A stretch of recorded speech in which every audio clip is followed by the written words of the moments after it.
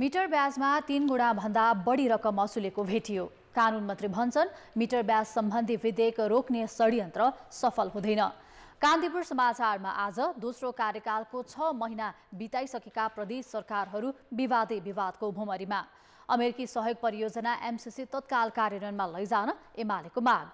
कर्णाली प्रदेशमा बजेट नभएर अधिकांश रङ्गशालाको बिजोग। अन्तर्राष्ट्रियमा सुडानी सेना शान्ति वार्तामा बस्न सहमत। र खेलकुदमा अर्जेन्टाइन फरवार्ड लियोनल मेसी र Major League Soccer club Inter Miami बीच सन् 2025 सम्मका लागि सम्झौता। नमस्कार, अब मुख्य समाचार।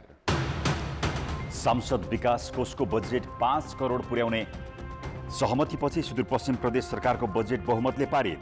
विपक्षी एमाले र राप्रपाले गरे बहिष्कार। यस वर्ष सरकारको विकास खर्च 58% सीमित। विकासका काम गर्ने मन्त्रालयकै खर्च क्षमता कमजोर। सरकारी निकायको कार्य सम्पादनसँगै नेतृत्वमाथि पनि प्रश्न। ललितपुर महानगरले अनधिकृत पार्किङ शुल्क उठाउनेलाई कारबाही गर्ने। नेपालगञ्जका सडकमै पार्किङ र पेटीमा पसल राख्दा अस्पतालको इमर्जेन्सी वार्डसम्म पुग्नै समस्या। रुसका 2 जना पत्रकारलाई मार्ने नाजी समूहको योजना गुप्तचर निकायले पार्यो विफल। आरोपित 7 जना विरुद्ध मुद्दा दर्ता।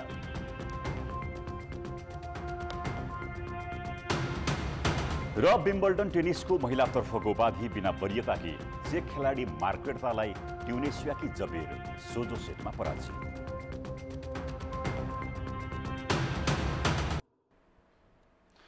सांसद विकास कोषको बजेट 5 करोड पुर्याउने सहमति भएपछि सुदूरपश्चिम प्रदेश सरकारको बजेट मध्यरातमा पारित भएको छ।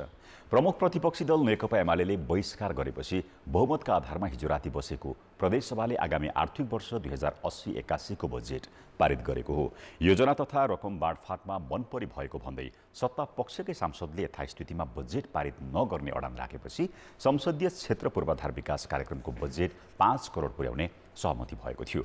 यसअघि 3 करोड प्रस्ताव गरिएको थियो। 32वटै निर्वाचन क्षेत्रमा बजेट बढाउने गरी लिखित सहमति भएपछि सत्ता साझेदार दल बजेट पारित गर्न तयार भएका हुन्। हिजोको प्रदेश सभामा सरकार भागबण्डाको राजनीतिमा लिप्त भएको भन्दै एमालेका 9 राप्रपा र 1 स्वतन्त्र सांसदले बैठक बहिष्कार गरेका थिए।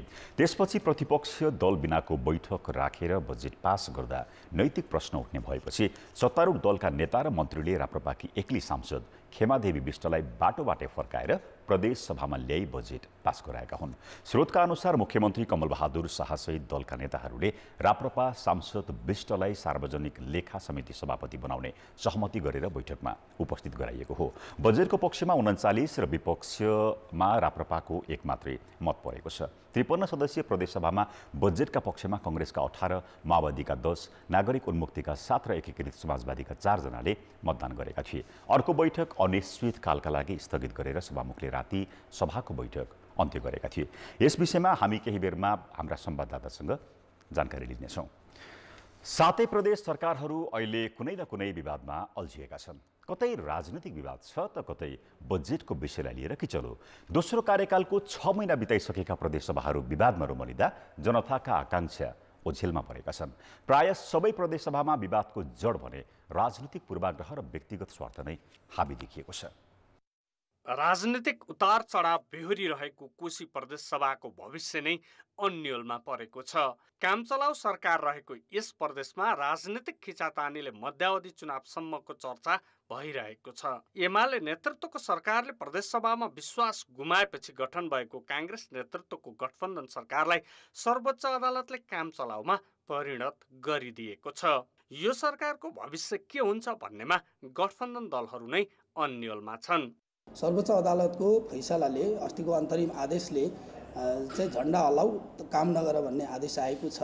त्यसकारणले झण्डा हल्लाउन मिले पनि हल्लाउने कि नहल्लाउने अथवा हामीले त्यो सुविधा प्रयोग गर्ने कि नगर्ने भन्ने मन्त्रीहरूले गर्ने निर्णय हो। जो सरकारमा जानुभएको छ उहाँहरूले गर्ने निर्णय हो, त्यसको आधारमा पर्छ। तर अन्यलतालाई चाहिँ अब हामी चिर्न चाहन्छौँ।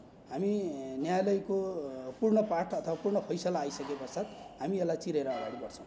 सरकार गठनको विवाद अदालत प्रवेश गरेपछि कोशी प्रदेश सभाले पनि काम गर्न सकेको छैन। कोशीमा अध्यादेशबाट बजेट ल्याइएको छ। तर आर्थिक वर्ष सुरु हुनै लाग्दा राजनीतिक र आर्थिक दुवैतर्फ अप्ठ्यारोमा पर्दै गएको छ। नेपालको संविधान, प्रचलित कानुनहरू, हाम्रा संसदीय मूल्य मान्यता र अन्तर्राष्ट्रिय राष्ट्रिय अभ्यासहरूलाई नै एउटा गम्भीर प्रतिकूल असर पार्ने गरी चाहिँ उहाँहरूले जबरजस्त एउटा निर्णय गर्नुभएको छ। त्यसको कारणले केही समस्याहरू उत्पन्न भएका छन्। यो सरकारले अर्को प्रतिस्थापन विधेयक ल्याउन पनि सक्दैन अहिले यही अवस्थामा, र त्यो नल्याएपछि चाहिँ के छ त भन्दा अगाडि आएको अध्यादेशको बजेट चाहिँ नै ले निरन्तरता पाउँछ भन्ने मलाई लाग्छ। सुदूरपश्चिम प्रदेश सरकारलाई बजेटमा गठबन्धन दलहरूलाई मिलाउन सरकारले सम्झौता गर्नुपर्ने स्थिति बन्यो। यो प्रदेशमा मन्त्रालयको भागभण्डा नमिल्दा सरकारले पूर्णतासम्म पाएको छैन। लुम्बिनी प्रदेश सरकारको अवस्था पनि उस्तै छ। गठबन्धन दलबीच मन्त्रालय भागभण्डा टुङ्गो नलाग्दा सरकारलाई समस्या छ। मध्य प्रदेशमा त बजेट रकमान्तरको विषयलाई लिएर भएको विवाद मिलाउन छानबिन समिति नै गठन गर्नुपर्ने स्थिति बन्यो।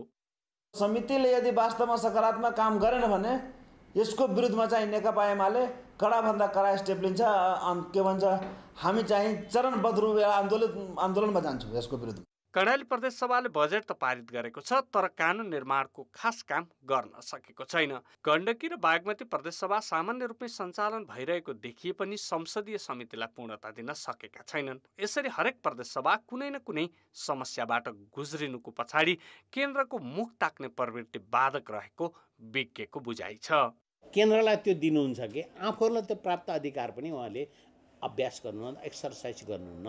त्यो नगरिसकेपछि हस्तक्षेप भयो भनेर पनि उहाँहरू भन्न फेरि पछि पर्नुहुन्न। यस्ता किसिमका अन्यलका कुराहरू र आफूलाई प्राप्त भएको अधिकारभित्र स्वतन्त्र भएर स्वायत्त भएर काम गर्ने उहाँहरूको शैली नभएको, क्षमता नभएको र कता काहीँ पार्टीगत तरिकाले नै उहाँहरू चाहिँ जहिलेसुकै के भने नेतामुखी हुने, केन्द्रमुखी हुने यो प्रचलन अथवा परम्परा नै उहाँहरूले विगतको अनुकरण गर्दै आएका कारणले यस्ता अन्यलहरू आउने। प्रदेश सभा स्वयं स्वायत्त संरचना हुन्, तर सङ्घीय राजनीतिको छाया सबै प्रदेशमा पर्दा आफ्नै विवेकले काम गर्न सकेका छैनन्। त्यसमाथि सङ्घले आवश्यकताभन्दा बढी नियन्त्रणमा राख्न खोज्दा पनि प्रदेशहरूमा आन्तरिक विवाद बढेको देखिन्छ। कान्तिपुर समाचारका लागि क्यामेरामा रूपक कोइराला र जिल्ला सहकर्मीहरू अमरकान्त ठाकुर र सुशीला पाठकका साथ दीपक आचार्य, काठमाडौँ। प्रमुख प्रतिपक्षी नेकपा एमाले कोशी प्रदेश सरकार तत्काल भङ्ग गरी संविधान सम्मत सरकार गठनको प्रक्रिया अघि बढाउन माग गरेको छ। शनिबार बसेको एमाले सचिवालय बैठकले कोशी प्रदेश सरकार असंवैधानिक रूपले गठन गरेको आरोप लगाउँदै नयाँ गठन प्रक्रिया अघि बढाउन माग गरेको हो। निष्पक्ष भूमिकामा रहनुपर्ने सभामुख समेत सरकार बनाउने र हटाउने प्रक्रियामा संलग्न भएको एमालेको आरोप छ।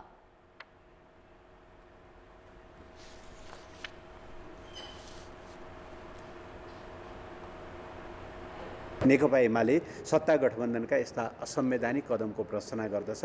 असंवैधानिक ढङ्गले गठन गरिएको कोशी प्रदेश सरकार भङ्ग गरी सरकार गठनको संविधान सम्मत प्रक्रिया तत्काल आरम्भ गर्न माग गर्दछ।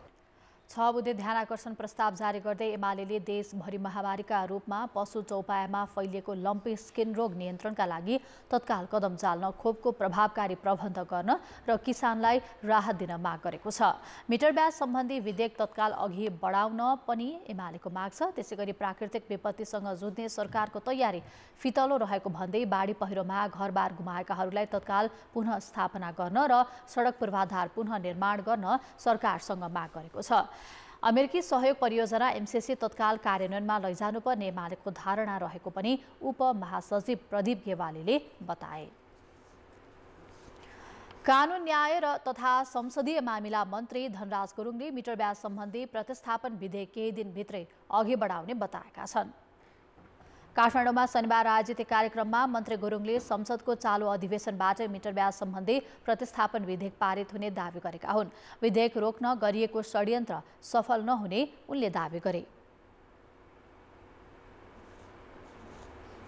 अब इफ बट भन्ने कहीँ पनि लाग्दैन। यो विधेयक यही संसदबाट 2 दिन 3 दिनभित्र हामी पारित गरेर अगाडि बढ्छौँ र कुनै पनि पीडकहरूलाई मिटरब्याजी पीडकलाई छाड्दैनौँ भन्ने कुरा पनि निवेदन गर्न चाहन्छु। कांग्रेसका उपसभापति समेत रहेका मन्त्री गुरुङले आफ्नो पार्टी र सरकार मुलुकमा सुशासन कायम गर्न र भ्रष्टाचार नियन्त्रण गर्न प्रतिबद्ध रहेको उल्लेख गरे। कार्यक्रममा कांग्रेस सभापति शेरबहादुर देउवाले कांग्रेस सबैको साझा पार्टी भएको बताए।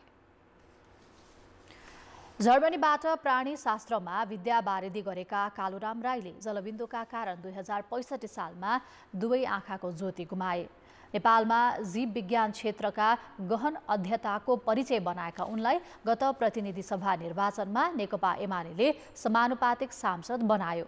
त्यस यता उनले संसदको शिक्षा, स्वास्थ्य तथा सूचना प्रविधि समितिमा ज्येष्ठ सदस्यका रूपमा सभापतिको भूमिका कुशलताका साथ निर्वाह गरिरहेका छन्। 2014 सालमा खोटाङमा जन्मिएका कालुराम राईले जीवनका 36 वर्ष प्राध्यापनमा बिताए। विद्यार्थीहरूका प्रिय बने। अधिकांश समय सर्प, भ्यागुता जस्ता सरीसृपबारे अध्ययन गरेर बिताए। 4 दशक पार गरेपछि प्राणीशास्त्रमा विद्यावारिधि गर्न जर्मनी पुगे। अध्ययन अनुसन्धानमा एकोहोरो हुँदा आफ्नै स्वास्थ्यको ख्याल गरेनन्। आँखा देख्न छाडे। त्यस यता घरदेखि संसदसम्मै श्रीमती शुभलक्ष्मी नै उनका दुवै आँखा बनेकी छन्। संसद सचिवालयले उनीसँगै श्रीमती शुभलक्ष्मीलाई पनि लबीमा बस्न पाउने व्यवस्था गरिदिएको छ, जसका कारण उनी सधैँ आफूलाई सुरक्षित महसुस गरिरहेका हुन्छन्। 2065 सालमा दृष्टिविहीन भए पनि उनले निरन्तर पढाइ रहे। उमेरहदका कारण 3 वर्ष अघि मात्र अवकाश पाएका उनको प्राज्ञिक परिचय भए पनि विद्यार्थीकालमा राजनीतिसँग जोडिएका थिए। सोही कारण गत प्रतिनिधि सभा निर्वाचनमा उनलाई नेकपा एमाले सांसद बन्न प्रस्ताव गर्यो। उनी पनि आफ्नो विज्ञताले पार्टीलाई सहयोग पुग्ने भए सांसद बन्न तयार भए। अब नेता साथीहरूले भनिसकेपछि मैले पनि लौ त ठिक छ, मेरो यो बाँकी जीवन, मेरो बाँकी यो अवस्थाको जीवन पनि यदि मेरो पार्टीलाई काम लाग्छ भने म तपाईहरुको प्रस्तावलाई स्वीकार्छु भनेर अनि त्यही तरिकाले म फर्म भरेको। यो 7 महिनाको अवधिमा राईले सदनमा 6 पटक बोलेका छन्।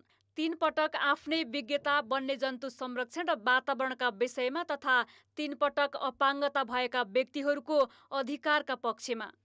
जुन जलवायु परिवर्तनमा आइरहेको जुन खतरा छ त्यसबाट हामी बच्न सक्दैनौँ भने हामीले यस्ता जल स्रोतहरूलाई चाहिँ सरकारले किन यस्तो अभियानलाई चाहिँ खारिज गरिरहेको छ। गत वैशाख 15 गते संसदीय समिति गठन भए यता उनले ज्येष्ठ सदस्यको हैसियतमा शिक्षा, स्वास्थ्य तथा सूचना प्रविधि समितिको सभापतिको भूमिका निर्वाह गरिरहेका छन्। आफ्नो ल्यापटपमा ध्वनिवाचक सफ्टवेयर राखेका छन्। बैठकमा सभापतित्व गर्दा विद्यार्थीलाई पढाएको अनुभव हुन्छ। उनलाई आत्मविश्वास झनै बढेको छ। मलाई त यो सामान्य लागिरहेछ। जुन मैले ज्येष्ठताले मैले प्राप्त गरेको जुन एउटा सभापतित्व छ, जति दिन प्राप्त गर्छु म यसै गरी नै आफ्नो वर्गत र बुताले भ्याइन्जेल म गर्ने चाहिँ मैले सोचाइ राखेर अहिलेसम्म गरिरहेको छु। उनलाई जीवनका हर क्षणमा साथ र सहयोग गर्ने श्रीमती शुभलक्ष्मी राई पनि राजनीति शास्त्रकी प्राध्यापकका साथै अखिल नेपाल महिला सङ्घकी सदस्य हुन्। राजनीतिमा रुचि भएकै कारण पतिलाई कुरेर घण्टौं संसद बैठकमा बस्न कुनै झर्को लाग्दैन उनलाई। उहाँ सँगसँगै म पनि त्यसमा सहभागी भइरहेको छु र मेरो पनि जुन एउटा संसदमा जाने इच्छा थियो त्यो पनि पुरा भइरहेको छ भन्ने कुरो चाहिँ मैले महसुस गरेँ भनौँ न। सांसद राईले आफ्नो जीवनीमा आधारित छाएको लस्कर र मेरो अनुसन्धान यात्रा लगायतका कृति पनि लेखेका छन् भने प्राणीशास्त्रबारेका केही पुस्तकको सहलेखन समेत गरेका छन्। प्राज्ञिक जीवन पछिको संसद यात्रा रमाइलो भएको तर अपाङ्ग मैत्री नभएको उनको गुनासो पनि छ। कान्तिपुर समाचारका लागि क्यामेरामा मुरारी घिमिरेका साथ अञ्जना लामिछाने, काठमाडौँ। सुदूरपश्चिम प्रदेशमा बजेटमा देखिएको विवाद र पारित प्रक्रियाबारे थप जानकारी दिन धनगढीबाट सहकर्मी टेकराज जोशी प्रत्यक्ष सम्पर्कमा छन्। टेकराजजी, संसदीय क्षेत्र पूर्वाधार विकास कार्यक्रमको रकम 2 करोड थपेर आर्थिक वर्ष 2080-81 को बजेट हिजो राति पारित भएको छ। पछिल्लो अपडेट के छ तपाईसँग? प्रवीणजी, सुदूरपश्चिम प्रदेश सरकारले आगामी आर्थिक वर्षका लागि जुन बजेट ल्याएको थियो असार 1 गते 29 अर्ब 66 करोडको उक्त बजेट हिजो अबेर राति सुदूरपश्चिम प्रदेश सभाबाट पारित गरिएको छ। खास गरी प्रमुख प्रतिपक्षी दल नेकपा एमाले र स्वतन्त्र सांसदको बहिष्कारका बीच बहुमतले बजेट पारित गरिएको हो र सुरुमा सत्तारूढ पक्षकै सांसदहरूले सुरुदेखि नै बजेटप्रति तीव्र असन्तुष्टि जनाउँदै संसदमै व्यापक असन्तुष्टि जनाएका थिए र त्यो असन्तुष्टिलाई सम्बोधन गर्न सरकार र सांसदहरू बीच जुन सहमति भयो त्यो प्रदेश सांसद विकास कोष जुन छ त्यसलाई 3 करोडलाई बढाएर 5 करोड पुर्याउने सहमति भएपछि बल्ल बल्ल अबेर राति सहमति जुटेको थियो र सहमति जुटिसकेपछि मात्रै बजेट पारित भएको हो। त्यस क्रममा विपक्षी सांसदहरूले खास गरी सरकार भागबण्डामा केन्द्रित भएको भनेर यो बैठकलाई बहिष्कार गरेका छन् र एकजना मात्रै राप्रपाकी सांसद खेमादेवी विष्टलाई सहमतिमा ल्याएर राति 10 बजे बजेट पारित गरिएको छ। उनलाई पनि लेखा समितिको संयोजक सभापति बनाउँछौँ भनेर सरकार र केही मन्त्रीहरूले सहमति गरेपछि मात्रै उनी प्रदेशसभा बैठकमा आउन सहमति भएकी थिइन् र खास गरी जुन प्रदेश सरकार बीच जुन यो भागबण्डाको राजनीति भएको छ, सुरुमा नै जुन यो 3 करोड दिने सहमति भएको थियो त्यो विगतदेखि नै आलोचना हुँदै आएको थियो। त्यो रकम सदुपयोग भएन भन्ने जनगुनासाहरू व्यापक रूपमा उठेका थिए र अझ सुदूरपश्चिम प्रदेश सरकारले त्यसलाई बढाएर जुन 5 करोड पुर्याउने जुन निर्णय गरेको छ उनीहरूबीच सहमति भएको छ। त्यसले सुदूरपश्चिम प्रदेशमा जुन ठुलो रकम विकासका नाममा सांसद विकास कोषका नाममा दिएको छ त्यो बजेट सदुपयोग हुँदैन कि भन्ने व्यापक रूपमा आशंका गरिएको छ र त्यसको व्यापक रूपमा आलोचना पनि भएको छ। प्रवीणजी, टेकराजी, जसरी यो 3 करोड रहेको बजेटलाई बढाएर 5 करोड बनाइएको छ पूर्वाधार विकासका नाममा, यो रकम पर्याप्त हो पूर्वाधारका लागि, विकासका लागि? पक्कै पनि यो पूर्वाधारका लागि यो पर्याप्त होइन। जुन यो सुदूरपश्चिम प्रदेश सभामा सत्तापक्षकै सांसदले व्यापक असन्तुष्टि जनाए जुन प्रदेशका लागि आएको बजेट हो त्यो बजेट मुख्यमन्त्री र मन्त्रीहरूका निर्वाचन क्षेत्र मात्रै केन्द्रित भएको र आफूहरूले पठाएका जुन विकासका मुद्दाहरू छन्, आफूहरूले मागेको विकास सम्बन्धी रकम थियो त्यो रकम नपाइएको भनेर उनीहरूले व्यापक रूपमा विरोध जनाएर त्यो विरोधपछि मात्रै यो अन्तिम अवस्थामा आएर यो रकम मागिएको हो र यसले पक्कै पनि सुदूरपश्चिम प्रदेशको विकासमा यो रकम पर्याप्त होइन। यसले खास गरी विकास निर्माण भन्दा पनि उनीहरूले सांसदहरूले आफूले चाहेका विकास निर्माणका योजनाहरू आवश्यकता भन्दा पनि आफ्नो व्यक्तिगत रूपमा नै यी योजनाहरू छनौट हुँदै विगतदेखि आएको र अहिले पनि त्यही हुन्छ भन्ने आशंका गरिएको छ। त्यसकारण जुन यो प्रवृत्ति सुदूरपश्चिम प्रदेशमा देखिएको छ यो यसको यहाँका सामाजिक यहाँका स्थानीय बासिन्दादेखि जुन राजनीतिक विश्लेषकहरूले पनि व्यापक रूपमा विरोध जनाएका छन्।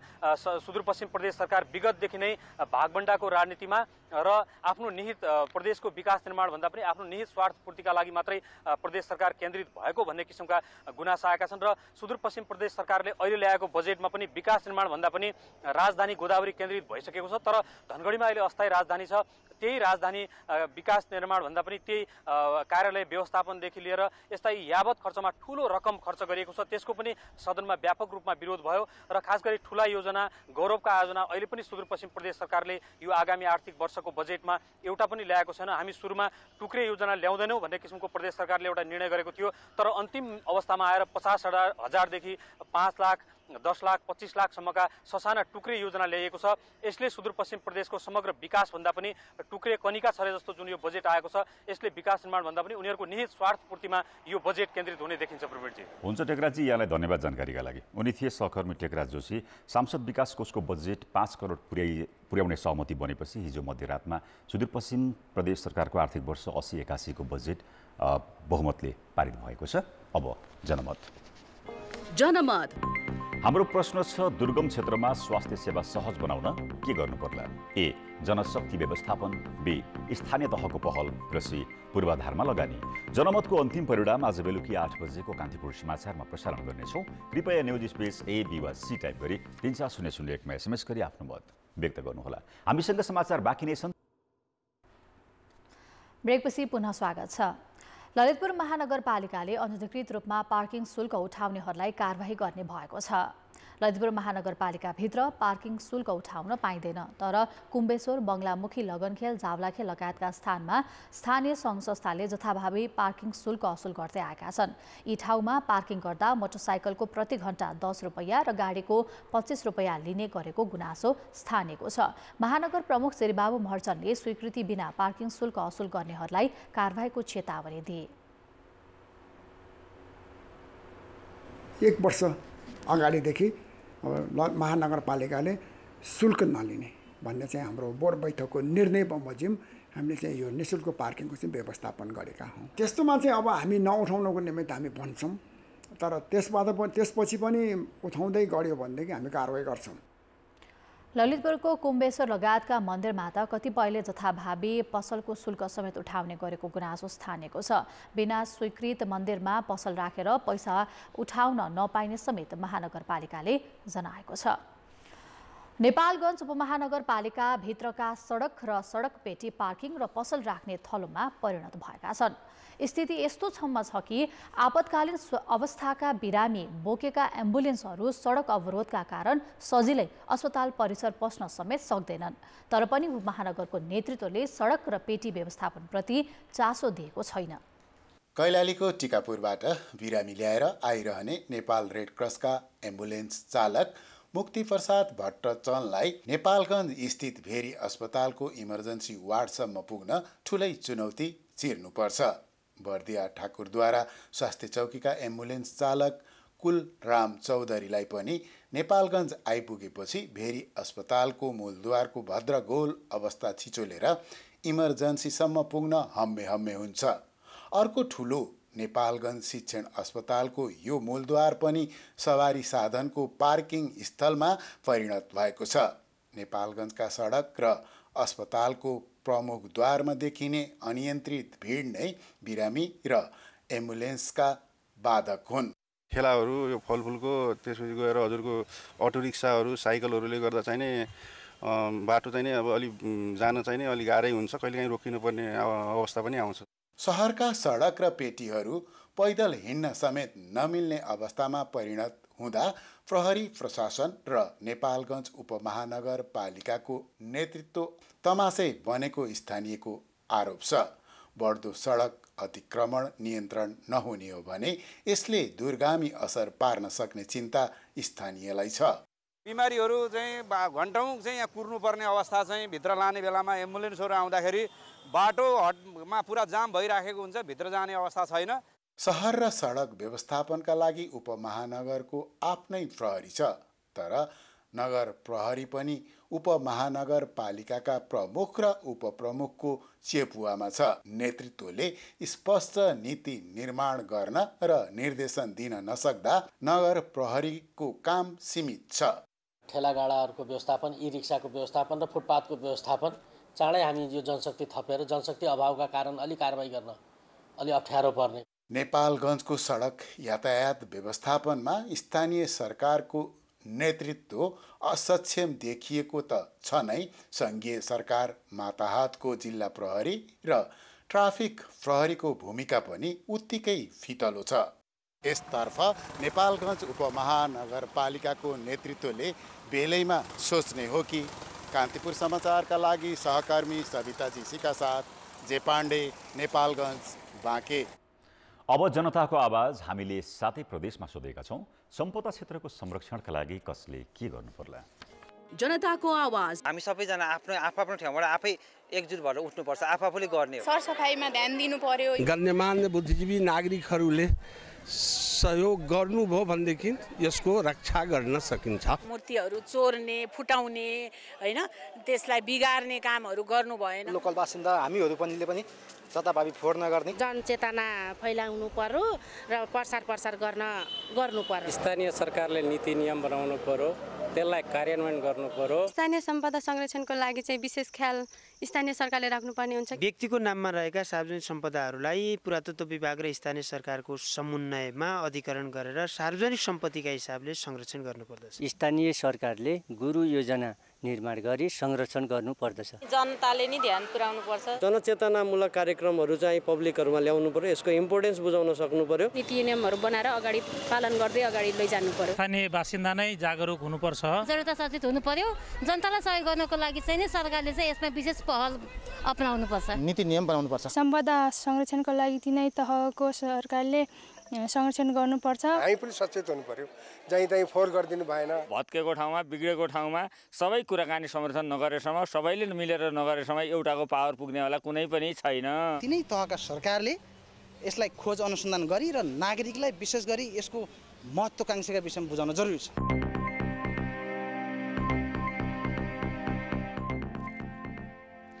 नेपालका दुर्गम भेगका अस्पतालमा पूर्वाधार उपकरणका साथै जनशक्ति समेत अभाव छ। यसमाथि आर्थिक कठिनाई समेत हुँदा ती क्षेत्रका नागरिकले शहरमा आएर उपचार गर्न सक्दैनन्। त्यस्ता नागरिकको उपचारमा सहयोग पुर्याउन धुलिखेल अस्पतालले टेलिमेडिसिन मार्फत विशेषज्ञ स्वास्थ्य सेवा सुरु गरेको छ। चिकित्सक या स्वास्थ्य कर्मीले प्रविधिको माध्यम मार्फत अर्को ठाउँमा बिरामीलाई परामर्श दिएर उपचार गर्नुलाई नै टेलिमेडिसिन भनिन्छ। भौगोलिक रूपले विकट जिल्लाका नागरिकलाई विशेषज्ञ चिकित्सक सेवा उपलब्ध गराउन धुलिखेल अस्पतालले यो सेवा सञ्चालनमा ल्याएको हो। टेलिफोन, भाइबर, व्हाट्सएप लगायतका अडियो भिडियो माध्यम मार्फत बिरामीलाई आवश्यकता अनुसार स्वास्थ्य परामर्श दिने व्यवस्था मिलाइएको अस्पतालले जनाएको छ। जुन टेलिमेडिसिनको सेवा सुरु भएको छ, यसै चाहिँ मेरो विचारमा हाम्रो ग्रामीण भेगको दिदीबहिनी दाजुभाइहरूले विशेषज्ञको सुविधा आफ्नै घरमै बसेर आफ्नै ठाउँमै बसेर प्राप्त गर्न सक्नुहुन्छ। त्यसले गर्दाखेरि चाहिँ यो एउटा एक किसिमको माइलस्टोन भनौँ न होइन हाम्रो लागि। हामीले यो सुरु गऱ्यौँ, अब यसलाई हाम्रो गभर्मेन्टले विश्वास गर्नुभयो हामीमाथि, so we are very happy. अनि हामी यो सेवालाई चाहिँ हाम्रो कसरी निरन्तरता दिने भनेर हामीले एउटा खाका पनि प्रिपेयर गरिसक्यौँ। अस्पतालले टेलिमेडिसिन केन्द्र स्थापना गरी हरेक दिन विशेषज्ञ चिकित्सक मार्फत स्वास्थ्य सेवा उपलब्ध गराउने व्यवस्था मिलाएको छ। यस अनुसार अस्पतालले आफ्नै 18वटा स्वास्थ्य केन्द्रका साथै सिन्धुली, रामेछाप, नुवाकोट, धादिङ र रसुवा जिल्ला अस्पतालमा विशेषज्ञ सेवा दिनेछ। ती स्वास्थ्य संस्थामा आएका बिरामीले विशेषज्ञ चिकित्सकसँग प्रत्यक्ष कुरा गरेर परामर्श तथा उपचार पाउनेछन्। सर्वसाधारणलाई कुनै पनि बेला चिकित्सकीय सेवा उपलब्ध गराउन सकिने भएकाले यसबाट धेरै लाभान्वित हुने अस्पतालको दाबी छ।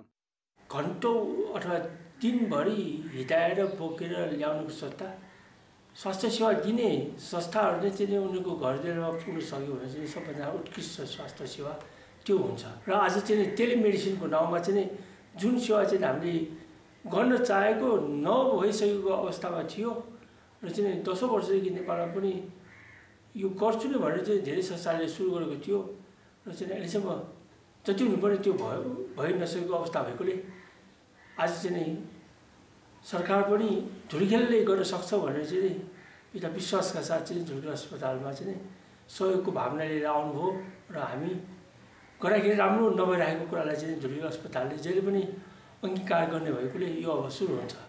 स्वास्थ्य मन्त्रालयले 15 वर्ष अघि नै जिल्ला अस्पतालसँग जोडिने गरी टेलिमेडिसिन सेवा सुरु गरे पनि केही समयमै बन्द भएको थियो। दुर्गम क्षेत्रका नागरिकलाई विशेषज्ञ चिकित्सकको परामर्श दिन प्रभावकारी मानिने यो सेवा अहिले धुलिखेल अस्पताल सहितका केही सीमित स्वास्थ्य संस्थाले मात्र सञ्चालन गरेका छन्। कान्तिपुर समाचारका लागि नारायण किलम्बु, काठमाडौँ। आर्थिक र अन्तर्राष्ट्रिय समाचार अझै बाँकी छन्। अर्थ र विकास। वर्षैपछि पुँजीगत अर्थात् विकास बजेट खर्च गर्न नसकेको भनेर आलोचित हुने गरेको सरकारले यस वर्ष 80% भन्दा बढी खर्च गर्ने प्रतिबद्धता जनाएको थियो। तर अहिलेसम्म विकास खर्च 58.7% मात्र भएको छ। गत वर्ष 57.2% मात्र खर्च भएको थियो। यसले सरकारी निकायको कार्य सम्पादनमाथि मात्र नभएर नेतृत्वमाथि नै प्रश्न उठाएको छ।